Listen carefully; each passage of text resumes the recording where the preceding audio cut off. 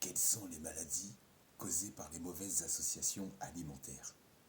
Par exemple, les fruits ne se mélangent pas avec d'autres aliments pour éviter les mauvaises associations alimentaires et surtout la mauvaise fermentation dans ton organisme, qui sont susceptibles de déclencher des maladies inflammatoires chroniques de l'intestin, comme la maladie de Crohn, rectocolite hémorragique, fibrose, fibromyalgie, cirrhose également, y compris pour les personnes qui ne boivent absolument pas d'alcool.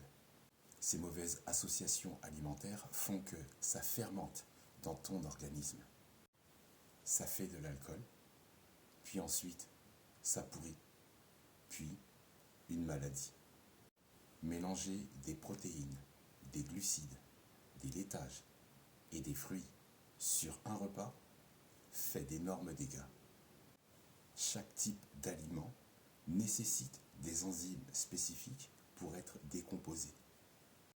Par exemple, les protéines et les glucides sont digérés à des vitesses différentes, ce qui peut entraîner des fermentations et des ballonnements. Imagine ton estomac comme une fête où chaque type d'aliment a son propre DJ. Mais quand ils essaient de jouer tous en même temps, ça devient un vrai bazar musical.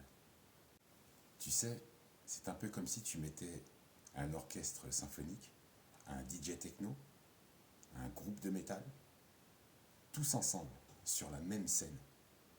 Ça va envoyer du lourd, ça va bien péter, ça va faire du bruit, mais pas forcément de la bonne musique. Voici quelques questions qui pourraient te pousser à réfléchir. 1. Si ton estomac était un restaurant, quel type de plat aimerait-il servir? Ça, c'est pour que tu réfléchisses à la compatibilité alimentaire. 2. As-tu déjà remarqué que certains repas te laissent plus léger qu'un nuage, tandis que d'autres te font te sentir comme un éléphant? Pourquoi, selon toi? 3. Si les aliments avaient une personnalité, lequel serait le plus susceptible de se disputer à table?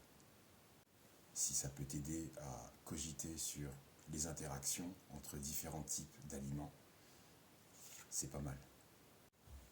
4.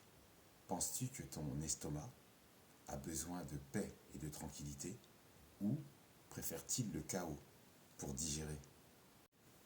5. Et si on organisait une compétition entre les aliments, qui gagnerait le titre de meilleur athlète dans ton assiette? Celles et ceux qui ont envie, ou pas, de commencer à voir leur assiette sous un jour nouveau, dites-moi quels sont vos avis en commentaire.